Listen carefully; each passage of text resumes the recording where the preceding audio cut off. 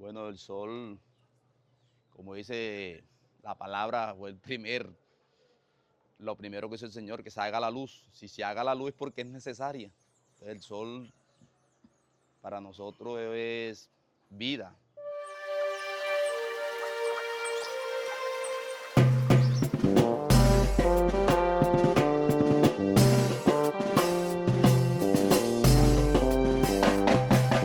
El cielo es algo infinito, algo que el Señor nos creó para maravillarnos de Él, de las cosas que Él tiene. Yo digo que yo soy anfibio, porque es que a mí como que me criaron en una canoa en el agua, porque es que el pescado, toda la caza era en el río, la cacería era en el río, la pesca, todas las actividades tenían que ver con el río, el transporte. Aquí están los canales que son los canales de drenaje que acá se llena todo el humedal. Todo lo que es el humedal de este lado acá se llena. Entonces tiene que drenar por esos canales, que esos canales los hemos abierto nosotros mismos a mano.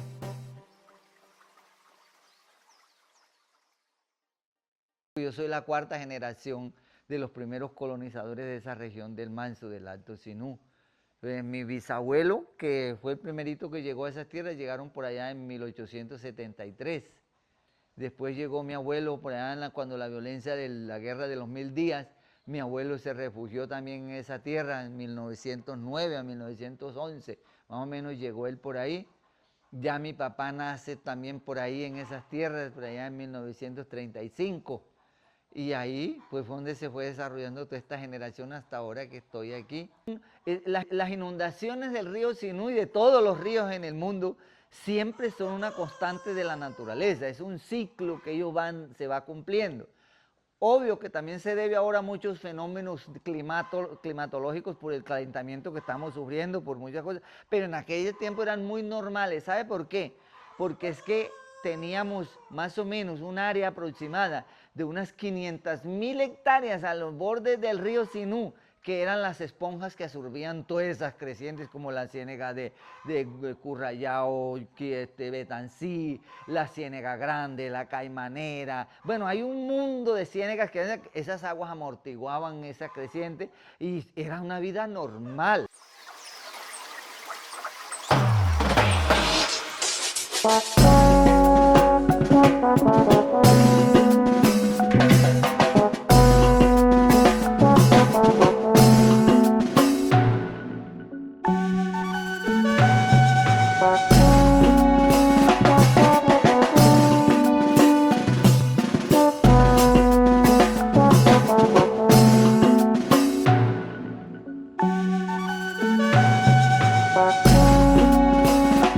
¿Cuál es la respuesta de la comunidad ante estas inundaciones inesperadas?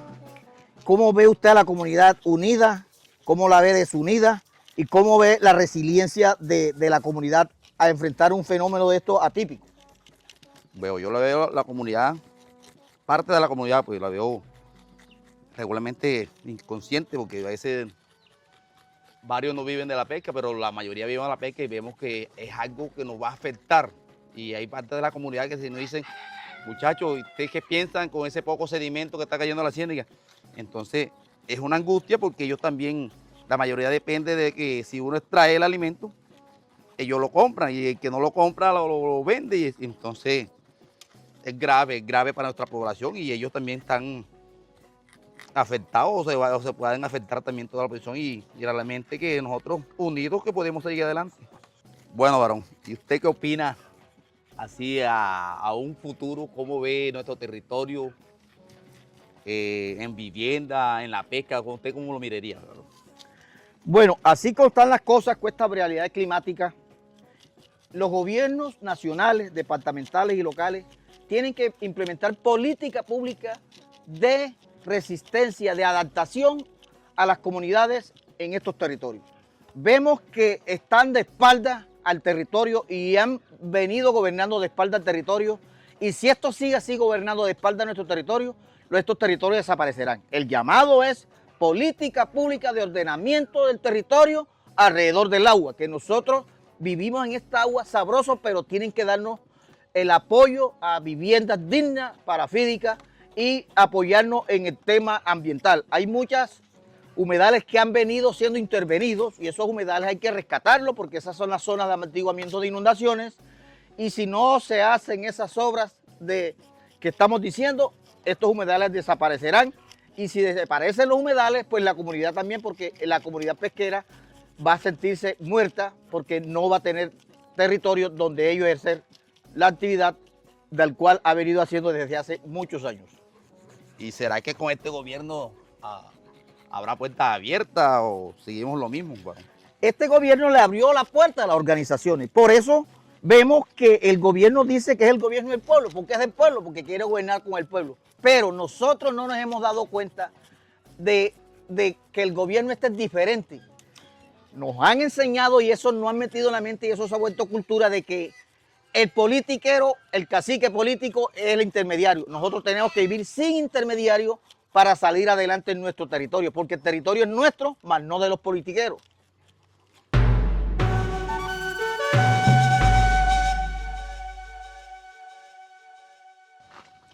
Selkin, tú eres más joven que yo. ¿Qué puedes contar? ¿Cómo has vivido tú el transcurrir de tu vida aquí en la comunidad de Mata de Caña? Sí, señor, así como usted dice, he nacido y criado aquí en este corregimiento, sabemos cómo adaptarnos a este medio, con lo que se está dando. Aquí la zona, esto que ven, yo recuerdo que todavía yo como niño se agarraban los pescados pisados con el pie, que eran cosas muy bonitas. Señor, no sé cómo usted ve la situación hoy actualmente de lo que es la represa, cómo son las afectaciones que nos ha hecho Urrá y que tampoco nos están contando de pronto la realidad como nosotros como campesinos y que vivimos aquí como afectados número uno de Urrá. Y de pronto estamos ignorantes de ciertas cosas de la represa que no sabemos. Sí, porque sinceramente creo que no son muchos los beneficios que se han sentido con la construcción de la represa de Urrá, porque si uno de los objetivos fue minimizar las inundaciones, producir energía barata. Nosotros aquí en el departamento de Córdoba estamos pagando uno de los servicios de energía más caros en el país. Y aquí mire cómo la comunidad ha resistido a este fuerte fenómeno que se nos presentó. Mire cómo aquí cuántos sacos han colocado. Acá, como dice, acá en el campo se dice en los remolinos donde las corrientes pegan con más fuerza, cómo se ha tenido que colocar costales con tierra para nosotros no inundarnos. Aquí, ¿cuál fue la estrategia? Por medio de un megáfono salía a las demás comunidades, invitarlos, que estábamos apurados, que solamente Mata de Caña como corregimiento no era el afectado y que tampoco nosotros podíamos sostener este fenómeno.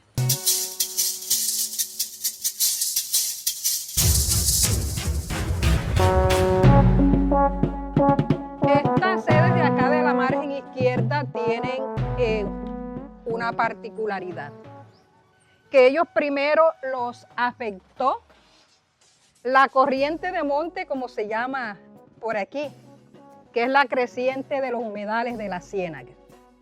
Entonces ellos primero el agua les vino por la parte de atrás. Entonces luego se viene el río que hizo la boca, que fue la que les mostramos que queda aquí en el mismo frente, que eso sí los atacó con toda la fuerza. Mira, Leonardo, todo ese muro lo tumbó la fuerza del agua. Mira el humedal de la ciénaga.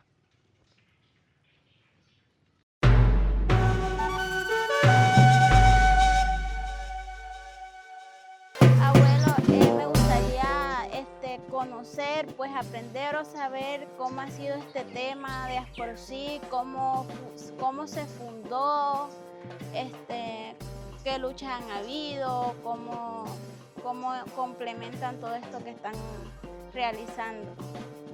Bueno, con relación a la creación de Asprosi, nosotros en el 81 que llegamos acá, 81, 82, llegamos a constituidos en sindicatos agrarios, porque salió una resolución diciendo de que la Ciénaga Grande era un baldío y tenía una área de, en esa época, de 38.432 hectáreas.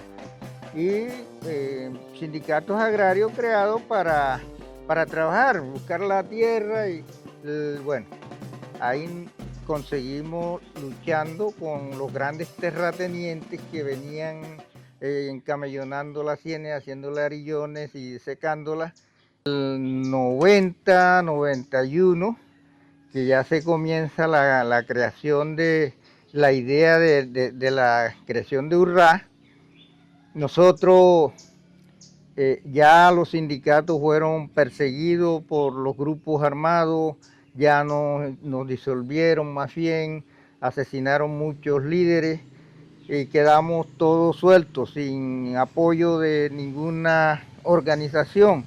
Entonces nosotros vimos que los terratenientes comenzaron a volver a empujarnos a nosotros con ganas de sacarnos de acá, y pensamos en la creación de una organización para poder contrarrestar la presión que tenían los terratenientes, los finqueros en nuestra ciénaga.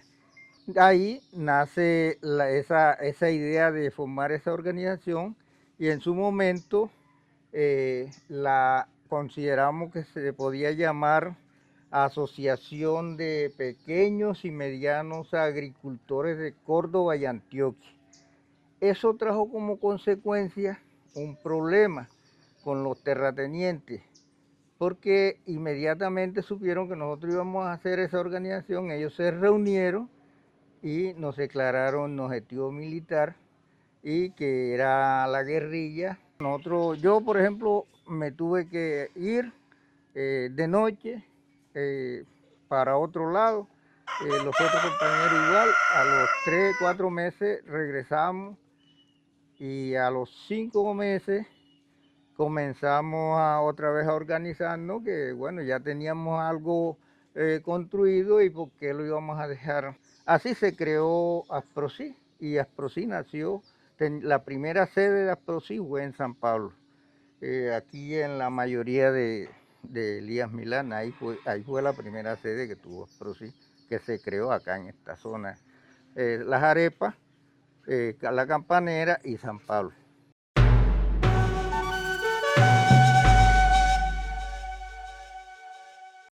Bueno, yo siento que este legado es muy importante, ya que trae historias y es algo perteneciente de nosotros los campesinos, pescadores. Entonces, yo fui nacida acá en la Ciénaga y siento que eso es algo muy importante para mí, saber de la historia, qué pasó, qué sucedió, lo difícil que fue lo que lucharon. Y me parece muy interesante, y creo o quiero pues de que también los jóvenes, así como yo, sigan este camino tan bonito que han transcurrido ustedes ya.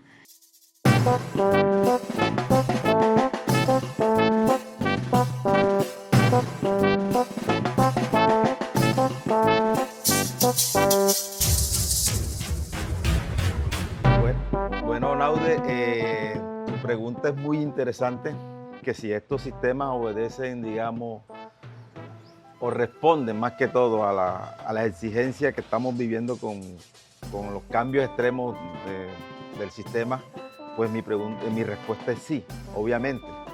Estamos completamente inundados en toda la vereda, y esto también parte no solamente sino es como rescatar esa cultura zenú, esa cultura anfibia, porque estamos en territorio inundable. Entonces, si convivimos en esos territorios inundables, ¿cómo nos adaptamos y hacemos intervenciones de resiliencia para coexistir en el territorio? Entonces vemos que, digamos, partiendo de las intervenciones que se hacen en este sistema, uno es semillas que resistan las condiciones de humedad aquí en nuestro entorno, en nuestro territorio. Estamos en un territorio que es húmedo, entonces semillas que también se adaptan a las condiciones. Hacemos obras de intervenciones como los aumentos de niveles, no solamente también para las plantas, sino para las personas, porque de eso también se trata, de que no pensar solamente en las personas ni en las plantas, sino en la integración también de esa visión socioecológica que también converge el hombre, las plantas, los animales también, cómo también integramos todos esos factores, no pensamos en uno solo desde lo productivo, te repito, sino en cómo convergen las personas, los animales y las plantas. Tú me has dicho, bueno, que sí se han hecho estos mecanismos de adaptación para no solamente las plantas, sino para los animales. También te hago una pregunta frente al establecimiento de un sistema biodiverso familiar como los Aví en Asprocí, que también se han establecido en otras zonas. ¿Tú crees que cuando una familia, un núcleo familiar se reúne, también tiene en cuenta el hábitat? El hábitat es un elemento también fundamental, o no se tiene en cuenta cuando se va a construir, por ejemplo, la vivienda, se construyen con los mismos niveles de inundaciones, o qué se tiene en cuenta para la construcción de un hábitat que hace parte del sistema biodiverso familiar? Bueno, podríamos decir, Naudel, que, digamos, otra vez retomamos, digamos, el tema, digamos, somos anfibios. Y el anfibio no va más allá, no es como más allá de un concepto biológico, sino saber vivir en un contexto, digamos, vivimos en una zona baja de humedales, cómo estamos, si vamos a convivir ahí, cómo respetuosamente, claro, con una medida de resiliencia respetuosa del sistema, y entender que, digamos, el agua no es nuestro enemigo, sino que cómo también empezamos a entender esos ciclos naturales del agua, y que el agua es como un hilo conductor. Bueno, José, entonces muéstranos en qué consiste un Aví para los demás personas que no conocen. Bueno, Naudel, entonces sigamos adelante y vamos a internarnos acá al interior del socioecosistema biodiverso familiar, y te voy contando que no solamente son las especies vegetales que conforman el Aví, sino que también parte de la vivienda hace parte de este sistema también. No está como aislado, también se involucran las familias, y tenemos integrado tanto especies vegetales como de animales. José, y entonces, ¿quién participa en un Aví? Dentro de eso es trabajo de una sola persona, de la mujer, o quiénes participan en las actividades. Entonces, como decimos, digamos, socioecosistema biodiverso familiar, ABIF. Entonces, familiar está integrado por todo el núcleo familiar, el hombre, la mujer, los hijos, todo ese núcleo conforman el ABIF, porque no necesariamente, aunque el ABIF, su esencia es femenino por lo bello. Entonces, eso no quiere decir de que el hombre no participe, o todo el trabajo se lo va a dejar a la mujer, porque, digamos... ¿En un Aví quién manda, el hombre o la mujer? Manda la mujer 100%. La mujer manda. Aquí manda ella en 100%. Todo esto, digamos, el cuidado, nosotros apoyamos de pronto una actividad con el cercado, pero ella está pendiente. Cuando nosotros salimos, la que queda encargada es ella. De hecho, todos los excedentes que se producen aquí se mandan al sistema de comercialización de la organización Asprocí, y eso a fin de año se le entregan esos recursos a la mujer, porque son mejores administradoras que los hombres. Entonces eso significa que esa concepción que se tiene machista, del hombre machista, del supermacho, ha disminuido con el establecimiento de un Aví. Hermanito, aquí el machismo se va al suelo. Eso rompe toda la estructura del machismo, y todo eso se cae al suelo. No cabe. Y el ego también, que todo lo cogen en una botella esmerilada y se mete en la parte más oscura para que no... Los egos aquí se rompe todo eso.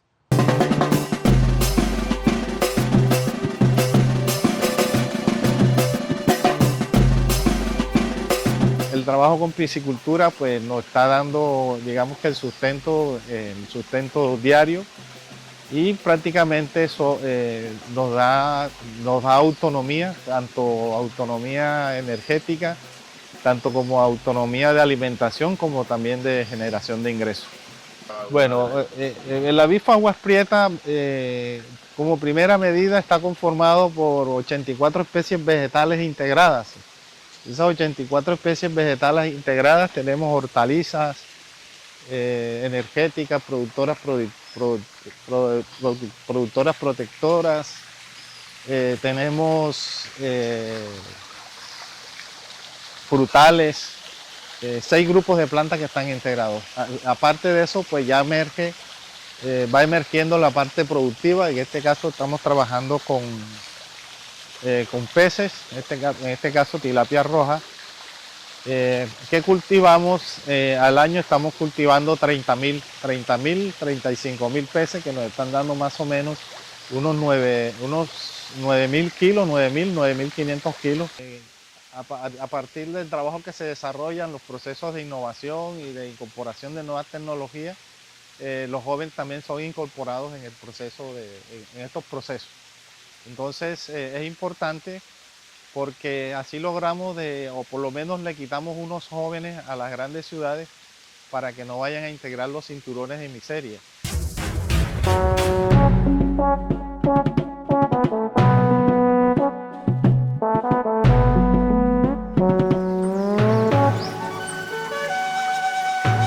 Esa vez también nosotros estábamos pensando de que si nos iban hacia la represa, iban a generar buena energía, y esa energía iba a ser por lo menos casi gratuita para toda la ribera del río. Y vamos a ver que eso, como nos lo dieron los en Vera, eso fue a lo contrario. Nosotros sabemos muy bien que las inundaciones del río, las sabíamos que esas inundaciones a nosotros nos servían, en vez de nosotros estar ahogándonos por las inundaciones nos servían, porque las inundaciones iban a sedimentar más las partes estas más bajas. ¿De cuándo comenzaste? ¿Cómo te dio? ¿Qué interés viste cuando nosotros estábamos luchando y tú entraste como a fortalecerte y a fortalecernos a nosotros con tu idea? Bueno, señor Toño, precisamente por eso mismo que estábamos hablando, yo fui entrando a este proceso organizativo con la organización de ASPROSIC. ¿Qué me llama la atención? La lucha por permanecer en nuestro territorio. Ajá. Que nosotros mismos podamos solucionar nuestras crisis en las comunidades. Sí. En ese tiempo también estábamos pasando por una crisis de inundación, y llegaron algunas ONG por ahí también. Y bueno, yo empecé como que a ir a reuniones y ser activa en la comunidad. Estaba muy joven todavía. Sí, yo te conocí que estaba bastante joven. Entonces fui entrando en el proceso. Todo eso, ese proceso organizativo y trabajo colectivo por la permanencia en el territorio, fue que me fue induciendo a todo esto, hasta llegar a lo que fue la junta directiva de ASPROSIC. Fueron 2 ciclos seguidos, y ahorita nuevamente estoy en la junta directiva de ASPROSIC. Por lo menos ya yo estoy viejo, ya yo estoy cansado de estas labores. Digo yo que como ahora se han sofisticado tantas comodidades, hay tantas maquinarias, pues hombre, ¿por qué no se trata de conseguir mejor una maquinaria para que haga estos trabajos que nosotros hacemos? Para los que están aquí, ¿cómo se logró la rehabilitación de los 2 caños, más los canales, más todo esto? difunto Fabián Arroyo, Vicente Ballesta, mi compadre, Padilla, estos eran unos peladitos todavía que estaban chiquiticos. O sea, se hizo reunión pública y quizás alguno de ustedes participó en eso, en la plaza de la escuela. En la plaza de la escuela nos reuníamos en círculo todo el mundo toda la noche si fuera posible y con un machete íbamos dibujando qué era lo que íbamos a hacer. Dibujo a machete. Después llegaron los funcionarios del Ministerio de Ambiente en el 97. Bueno, ¿qué es lo que ustedes están proponiendo? Lo que dibujamos lo que dibujamos aquí. Se hacía un trincho para evitar que el agua salada se viniera, porque el caño, todo el caño como lo vimos era a pala. Lo mantenía la misma comunidad a pala. ¿Y qué puedes hacer tú a pala? Sino un métrico de ancho por 40, 50 centímetros de profundidad. Luego se consiguen recursos del Estado en el 98, es cuando se hace la primera rehabilitación, que incluyó los caños principales, los canales perpendiculares y los caños de la ciénaga. La comunidad que ha hecho, la labor que debe hacer. ¿Quién ordena la pesca aquí? Aquí no había pesca, en 94 para atrás no había pesca. Luego decidimos hacer reglamentos pesqueros, la misma comunidad lo va manejando, se recuperó la pesca y el pueblo vive de la pesca, se recuperó la siembra de arroz. Aquí lo que habían era 40 familias en el 94, no habían más.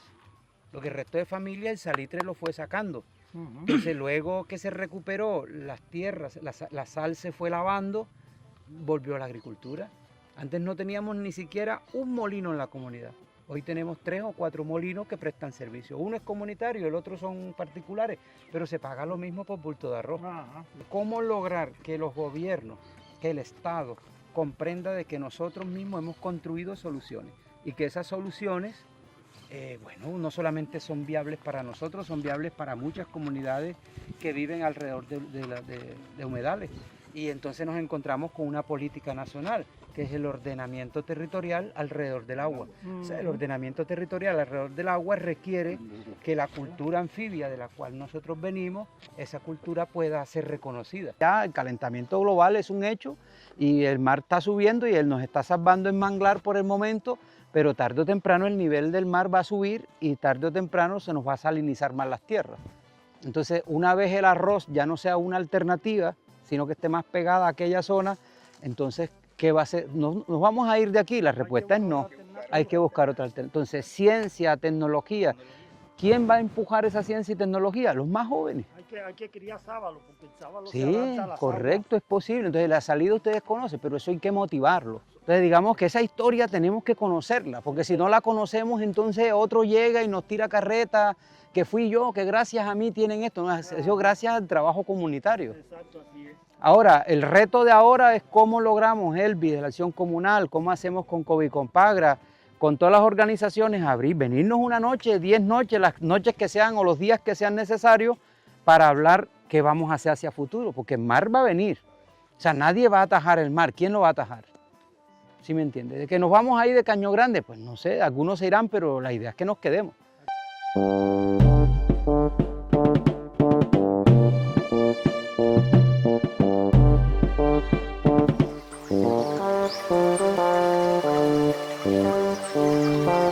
Lo que nosotros llamamos transición socioecológica, es que tú transitas de un modelo que se te impuso a un modelo que te reconoce, donde tú encuentras sentido a lo que hacían tus ancestros. Lo que hacía mi abuelo era esto, pero nos dijeron, estos que llegaron nos dijeron que eso no servía, que había que acabar con la biodiversidad y solo tener un cultivo, había que simplificar. Pero cuando tú empiezas a hacer esa transición, pero esa transición es ontológica, ojo, o sea, ¿quién soy? ¿Dónde me encuentro? ¿Dónde me inspiro? Entonces es cuando empieza a consolidarse la lógica del ser anfibio, la lógica de la cultura anfibia, cuando tú te autorreconoces. El campesino es un sujeto cultural y tiene el derecho a hacer lo que quiere en la vida y como quiere. Dentro de eso, agricultor. Dentro de eso, no sé, manglero, pescador, lo que quiera hacer en la vida, pero no es que esté condicionado exclusivamente a eso. Este es un sistema organizativo también muy horizontal, muy dado a la participación con sus propios tiempos, con sus propias dinámicas, y que no tiene el afán, ¿no? El afán de que tenemos que mostrar resultados en 5 años, en 10 años, en 20 años. No, los resultados se van viendo. Y ahí están. Tener un avis donde no hay hambre, donde la gente vive más tranquila. Tenemos casos, por ejemplo, como el de Gregorio aquí o en tu familia, cómo todos los jóvenes han podido acceder a estudios. Antes se lo hacía imposible porque la gente decía no tengo plata. Claro, no tenía plata porque había que comprar la comida. En un avis tú no tienes que comprar Sí. prácticamente nada. Entonces la plata que antes dedicabas a comprar comida ahora se dedica a equipamiento familiar y a estudios. Entonces jóvenes y mujeres son en este momento el eje central. Pero eso es lo que va a impulsar a Asprosi durante los siguientes 200 años. O sea, teniendo como eje central la posibilidad de jóvenes y mujeres empujando generación tras generación hacia donde vamos, digamos, creciendo como proceso y como modelo.